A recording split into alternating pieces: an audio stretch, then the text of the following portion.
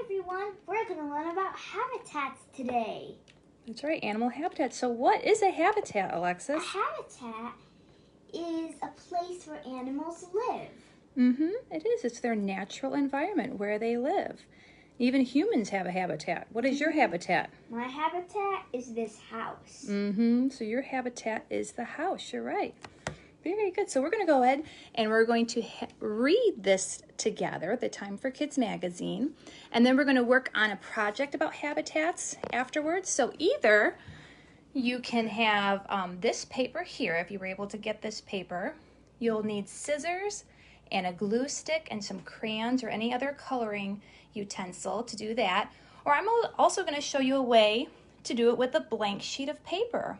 And you can use any sort of coloring utensils. You can use crayons, markers, colored pencils. Anything will work. All right, we ready to start reading?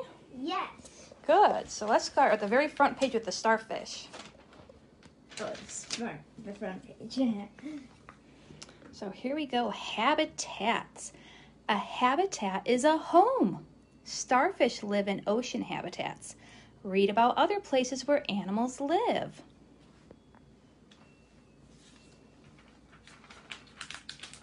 Oh, this one's a fun one. We did the rainforest on Tuesday when we visited Brazil, didn't we?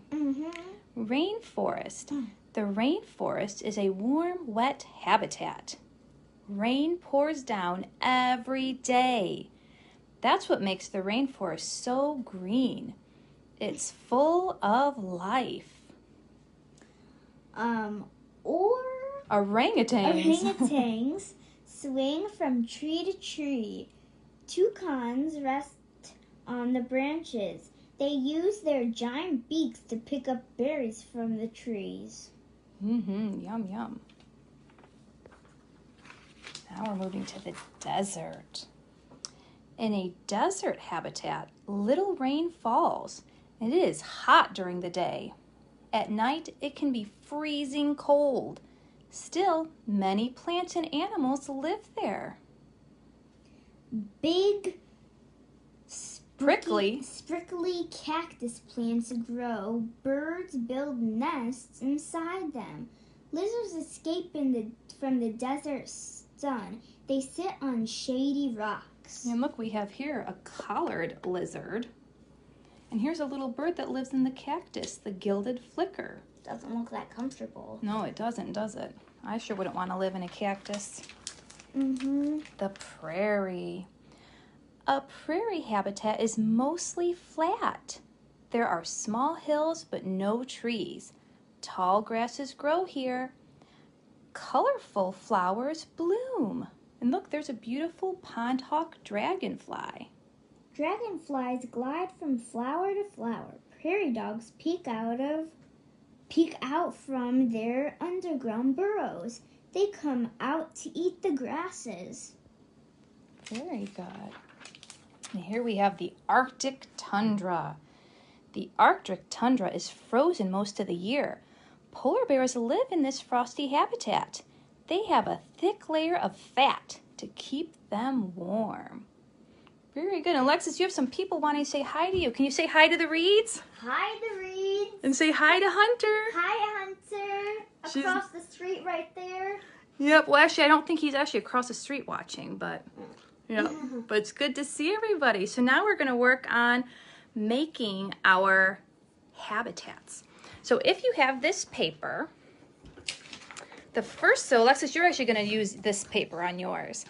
So what you want to do, you can kind of see that there's a line all the way across. So you're going to cut that line first. And while she's cutting, I'm going to show everyone else how they can make theirs with a blank sheet of paper. So if you notice, there are 3 habitats on that page. So we're actually going to draw those 3 habitats. Oh, look, and actually Madeline and Muriel are watching too. Say hi, Madeline and Muriel. Hi, Madeline and Muriel. And Autumn and Brooke Johnson are watching. Autumn and Brooke Johnson. Wave to everybody. Thanks for joining us, guys. So yes, so if you have your paper, you can go ahead and cut right on that strip straight across. So you're cut off the animals from their habitats. But for those of you that don't have your habitat paper, we're going to make our own. 'Cause actually, it's pretty easy to draw these habitats. The trick is getting this to stay up so I can draw. Well, we're going to try to do this one-handed. So you want to split your paper into 3 sections. So you're going to kind of divide it into thirds. And as you can see, the first section was a desert. So remember, the deserts are very dry. So everyone watching, I want to hear some of your responses. What do you think of? Like, how would you describe a desert? What about you, Alexis? Can you tell us? I think of a desert that has orange sand. Yep, so kind of hot sand. Yeah. The time when we went to the sand dunes, and I'm like, my feet are burning. How can the dog do it? Right. So, yeah, so we think of desert as very, very hot. So we're going to use our brown crayon to create a very, very hot-looking desert. So we're just going to make some sand across the way. And then there are a lot of cactus also in the desert. So we're going to draw a cactus. I'm just going to grab this from you for a minute so I can use it. So to draw a cactus, you kind of just want to use, make like a really, really stretched out upside down U. So you're going to kind of go up, curve around, and then kind of give it 2 little arms. And as we know, cactus are very prickly, so we're going to draw some prickers on our cactus. And sometimes cactus can have beautiful flowers too. So since I like drawing flowers, I think we're going to add a beautiful cactus flower on this one. What type of flowers do cactus grow? Well, it's part of the plant. So it's not that they're growing a separate flower on the cactus, but... So Madeline says the desert is so hot you might die walking across it. And actually that's very true, Madeline. If you don't have water, you would die walking across the desert. How can the animals live like this? Well, the reason why is because the desert animals, they have their bodies will hold water. Isn't that cool? So Our bodies don't. Right, and our bodies don't hold the water. So I'm also going to draw a little bit of a sunset in mine because to me, I think of a desert with a beautiful sunset. So I'm going to have like a little bit of an orangey sun. And we're going to start with maybe a little bit of yellow around it. We'll put a little orange on the bottom. And a little orange above it. And then I'll put some pink on the top for my desert sunset. So there we have our desert habitat. So next we have an ocean habitat. So I want you to trim that part off there, Alexis, and you can start coloring your habitat. So once you have yours cut, and as you can see, Alexis, she's got hers cut. She has her little pile of animals all cut and ready to go. So if you have all your paper cut, then you can go ahead and start coloring your habitats while we draw our habitats. All right, so the next habitat is the ocean. This one's pretty easy to make. Now the one on the paper has a ship, but we don't even need to draw a ship. All we need to draw are some blue waves. So an ocean habitat. What do you think of as an ocean habitat, Alexis? Well, I think of splashing water, definitely. And I also think of, let me think, a coral reef in the ocean, obviously. Mm-hmm. A lot of oceans have coral reef. Pretty much all oceans. Yeah, so there's a lot of really cool creatures in the ocean that we're going to talk about a little later. So the ocean one, that's super easy. You're just doing a bunch of blue squiggles to make your ocean. Now our last habitat here is the Arctic tundra. So the Arctic tundra is very, very cold. It's cold and dry. So I want to kind of use like a light blue crayon to kind of show that it's cold. So all you're going to draw really is just maybe some layers of snow and ice.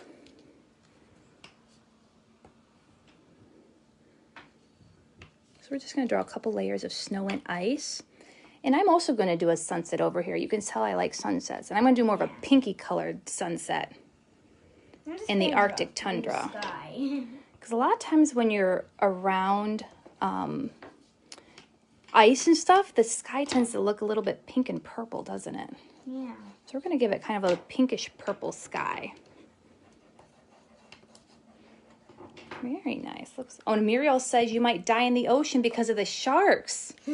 So yeah, there are definitely ways. And you know what, girls? You could probably die in the Arctic tundra too, because it's so cold you'd freeze to death. But luckily, all the animals that are in these habitats, God made them very, very special, so they have bodies that can adapt to whatever habitat they live in. So now that we have all our habitats drawn, and Alexis is kind of working on coloring, so you just go at your own pace. If you're still coloring, you can color, or if you're ready to do your animals, you can do that as well. So we're going to start with our desert animals and the desert habitat. So in deserts, you'll see a lot of open soil and rocks. And do you see any grass in our desert? No. No, there really isn't much grass or any other kind of plant besides the cactus. How can they eat? Well, they eat a lot of them. Well, a lot of them actually are carnivores. Well, they'll actually eat other creatures. So animals that live in the desert include lizards, geckos, toads, jackrabbits, camels, snakes, spiders, and meerkats.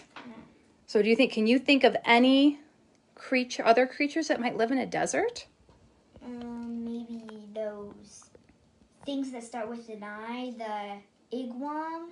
I forgot what it was. Well, there are, in our little rainforest book, I'll just kind of go back to that real quick. They did show some birds as well. Look at this cute little gilded flicker that lives inside of the cactus. That's pretty cool that it lives there. So on the paper, you have two creatures that go in the desert. Let's lay these out so that we can look at all your creatures that you cut out. Who thinks they know which of these creatures lives in the desert? Oh, Madeline says snakes. Very snakes, good. And I'm guessing some of these. Very good. So yes, we're going to take the rattlesnake and the rattlesnake. Now, you can actually keep it cut out like a square, or if you want to cut closer around it, you can do that as well. It's up to you. But yes, the rattlesnake is definitely one that lives in the desert. So we have a few facts. You can go ahead and glue your rattlesnake in the desert. And we're actually going to draw our rattlesnake. Now, there are a lot of different kinds of rattlesnakes that actually live in North and South America. They're usually in the desert areas, but they can also be found in forests, prairies, and swampy habitats. And the size of these rattlesnakes depends on their species. They can range from small to very, very large. So I'm going to make a brown rattlesnake. So I want it to kind of camouflage. So luckily, a snake is pretty easy to draw because it's just kind of a long line. So I'm going to kind of make my rattlesnake's head kind of go up here, and his body's going to kind of swirl. And then the big thing with the rattlesnake is it has a rattle at the end of its tail. I'm guessing the rattle's yellow. Yep, so the rattle, I'm just going to draw a couple little dots on there. And then we're going to come back through to make our little rattlesnake head. And then I'm going to use a little bit of a red to give him his tongue that sticks out. What I have to do is do this crayon that I'm already using for the sand a little bit darker. Oh, and Reed says hi. Can you say hi to Reed? Hi, Reed. Thanks for joining us, Reed. So now we've got our desert with our snake, and Hunter noticed too that the snakes and the spiders that live. So yeah, so our spider here, you can tell he's kind of got his hairy little legs. So this spider, this is a tarantula that lives in the desert. So tarantulas actually are kind of a popular pet. Probably not one that I would choose, but a lot of people like to have tarantulas as pets. Some people actually have pet snakes. And they do, you're right. So they have both these desert creatures, the snakes and the tarantulas. So the female tarantulas can lay 2,000 eggs and live up to be 30 years old. The females can. Whereas the male tarantulas, I think, they only live about 2 years. Huh? So the females live a long, long time. So I'm going to use a black this time. Tarantulas are generally dark browns, light browns. They can be gray, black. They can have orange on them too. So my tarantula is going to be a black tarantula. So to draw your tarantula, you want to give him his body and his head. And he has like these extra little feelers up here, his extra claws. And then he has 8 legs, 4 on each side. So 1, 2, 3, 4, 5, 6, 7, 8. So there we have our tarantula and rattlesnake in our desert. All right, now we're on to oceans. And I bet a lot of you have fun ocean creatures. So I want to hear some of your favorite ocean creatures. And Alexis, why don't you tell us yours? What are your favorite ocean creatures? I have to say dolphins. Mm-hmm. Dolphins are pretty cool. I like dolphins too. I also like the killer whales, even though they're technically like sharks, technically, but I do like them. I like their colors especially. Mm-hmm. Yeah, very nice. So I'd like to hear some of everyone else's favorite ocean creatures too. If you look at our papers here, whoops, move that one around. There's your tarantula. So we have a little muskox, a polar bear, a fish, and a dolphin. Oh, and Hunter likes the sharks. That's a good one too. Oh, and the Reeds like starfish. Those are fun, aren't they? Mm-hmm. I like starfish too. And Madeline says she likes sharks and dolphins. Those are good ones too. We like to collect shark's teeth when we go to the beach. Yeah. Oh, Posey says she likes a whale. That's a good one too. The size of a school. My favorites are, I love seahorses. Oh, and Muriel likes the seals. Those are super cute too. Oh, Eleanor says seahorses too. Those are my favorite, are seahorses. So if you look at the our creatures, you can tell, yeah, that fish and that dolphin, they belong in the ocean. So we're going to draw a few more creatures, not just our fish and dolphin, but we'll start with our dolphin. And since dolphins like to kind of jump up out of the water, I'm going to draw our dolphin kind of jumping up. So I'm going to use a gray crayon. And dolphins are a little bit trickier, so you're going to kind of want to start with like a rainbow. So you kind of make a rainbow. Move this a little closer. Kind of make a rainbow, and then up on the top you can see his dorsal fin up there.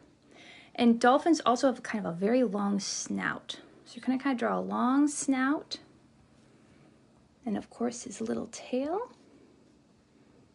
And his pectoral fin. And we'll give him a little bit of an eye. And I'll just kind of color him a light gray color. So now we've got our dolphin jumping up. And since he's jumping up out of the water, I'm going to draw some lines to make him look like he's jumping up out of the water. Oh, mermaids too. That's a good one. The Reeds mentioned there's mermaids in the ocean. That's a good one.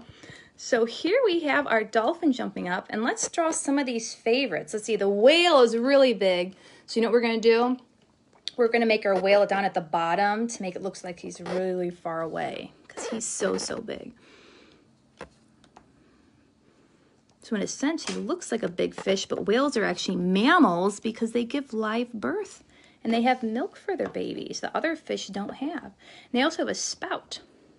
I have no idea what a spout is. Well, that's how they can breathe air. Because they are a mammal, so they breathe air differently than other fish do, like with gills. Now let's do like an orange fish here. And the orange fish can have gills.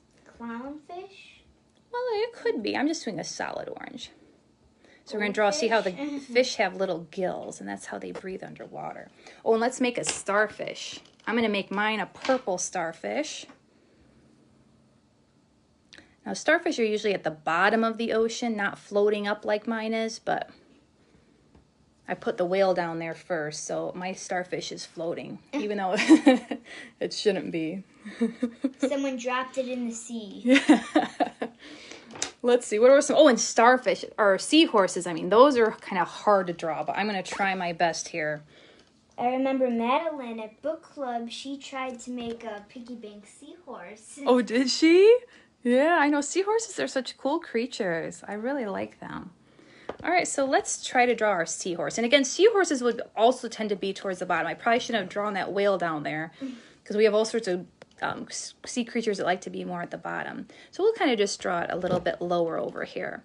So the seahorse kind of has almost like a candy cane, except for the candy cane's tail is going to kind of hook up. And he also has a long snout, like the dolphin. And its little fins too. So there's our little seahorse. And let's see, what were some of our other creatures? Oh, shark. Sharks. We definitely need to make a shark. Draw it with its mouth open and show its teeth. All right, so now what we're going to do is we're going to draw a shark kind of peeking out this side. So we will show his dorsal fin there. And we'll try to make his mouth kind of open wide. Oh, yeah, it looks like he's going to eat the starfish. So here's his little shark eye. And then we'll draw his shark teeth. Because they have a lot of teeth. They have several layers of teeth even. So there's our little shark. So there we have all sorts. And you can add as many ocean creatures as you like to your ocean. So here we have our ocean habitat. All right, our last habitat is the Arctic tundra. So let's hear a little bit more about the Arctic tundra. The animals found in the Arctic tundra include the muskox, which was this little guy here, the Arctic hare, the polar bear, which we have here, the caribou, the Arctic fox, and the snowy owl. Many animals that live in the Arctic tundra, like the caribou, they will migrate to warmer climates during the winter. So even the Arctic tundra is too cold for some of the creatures that live there. So let's go ahead and, before we go on though, I'd like to hear some opinions of people on what they think about the Arctic tundra, like what they think it'd be like to go there. What do you think? What's the Arctic tundra like? It would be freezing. It'd be very cold. You'd have a lot of snow to play in though, right? Yeah. Although it's kind of dry there, so it wouldn't be like a wet snow like that's nice for making snowmen. The Arctic tundra is kind of like a dry, it's almost like a desert snow. Interesting, huh? It's not that hot. It's definitely not hot. So in our Arctic tundra, we're going to make our little polar bear and our muskox. So here are... Where do muskox live? Do they live in the desert? No, the muskox actually, they live in the Arctic tundra. So that was one of your little creatures here, your muskox and the polar bear, were your two that are going to go in your Arctic tundra. So let's draw our little polar bear. I think I'm going to use the black since you can't draw white on white. Oh, Hunter says it would be too cold in the Arctic tundra. You're right, Hunter. It would be much too cold for us. And Eleanor thinks a penguin. Now that's actually a good thing to point out, Eleanor, because you think of penguins as being in a cold climate, which is very true. But actually the penguins don't live in the Arctic tundra. That's where the North Pole is. Penguins actually live down at the South Pole in Antarctica. So that's a common misconception. A lot of people think that the polar bears and the penguins live in the same place. But actually they live at total opposite ends of the earth. But I do love penguins too. Yep, so the penguins live near the South Pole in the Antarctic tundra. So let's go ahead and draw our polar bear. My polar bear is just going to be kind of peeking around the corner here. So let's see some facts about polar bears. Polar bears actually have black skin. So even though you don't see the black skin, because they look like they're white, don't they? Yeah. So we're giving them a little ear. And they kind of have a little bit more of a longer snout than some of the other bears do. There's a lot of long snouts. So here's my little polar bear. And they have very large paws. Of all the bears, the polar bears have the largest paws. But yes, they actually have black skin underneath that white fur. And why do you think they have black skin under their white fur? Because black is like, black brings heat and white brings cold. Right. So black helps them absorb the heat because there's not a lot of heat in the Arctic tundra, is there? No. So that black skin helps them absorb that heat, and then their fat that's underneath that skin will help them hold on to the heat so they can stay warmer. Let's see. Polar bears, they use sea ice as platforms to hunt their seals, and the seals really make up most of their diet. Polar bears are actually classified as marine mammals, and they can swim constantly for days at a time. Can you imagine that? Just swimming and swimming and swimming? So they must have very strong bodies, even with all that fat. They have big muscles, too, to swim that much. So our other Arctic tundra creature is we have this cute little muskox. And actually, we just got to see a baby muskox that was so, so cute. It reminded me of a little extra furry goat. So the muskox, they live in the frozen Arctic and roam the tundra. They like to eat roots, mosses, and lichens that sustain them. But in the winter, they'll have to use their hoofs to dig through the snow to graze on these plants because the snow covers them all. So during the summer, they supplement their diet with Arctic flowers and grasses, often feeding near water. So does that sound like the muskox is a carnivore? Yes. I mean, no. Because it only eats plants. So it's an herbivore, isn't it? So our polar bear is the carnivore, and our muskox is an herbivore. So let's draw our muskox. I'm going to use brown because their fur is very brown. And let's see. We'll draw him kind of coming this way. So we'll just kind of draw his back here. And then they have these really cool horns on either side of their body. I'm going to try to draw, but it's a little tricky to draw without holding my paper. Give him his little mouth and his eyeball. And then they are very, very furry. Why do you think they have so much fur? Because they live in Antarctica. I mean, the Arctic tundra. Mm-hmm. So it's very cold. So they need a lot of extra fur. So we're going to give our muskox lots and lots of fur. There he is. Now he's ready to survive the cold in the Arctic tundra. So now we have our Arctic tundras finished. We have our ocean and our desert. So I'm curious to know which of these three habitats would people like to either visit or live in? What do you think? Where would you like to be? The ocean. Mm-hmm. The ocean would be fun. Maybe especially if you were in a mermaid body, right? Yeah. That'd be a lot of fun to visit. And even I think it'd be cool to see the Arctic tundra, but I don't know if I'd want to be there for too long. Maybe just look at it from a helicopter. And the desert might be a neat place to visit too, even if it would get kind of hot. Or you could go at night. Mm-hmm. So Alexis is still working hard over here on her beautiful habitats. Oh, and Eleanor says not the desert. She would not want to live in the desert. It'd be very hot there, wouldn't it? I want to live in the ocean because your bowls are made out of shells. Mm-hmm. That would be fun. She said she would live in the ocean and be a mermaid her whole entire life. I like that, Eleanor. I'd rather be a mermaid than in this house, stuck at home. Let's see, Madeline says she would visit the ocean and dive with the sharks. Oh, you're very brave, Madeline.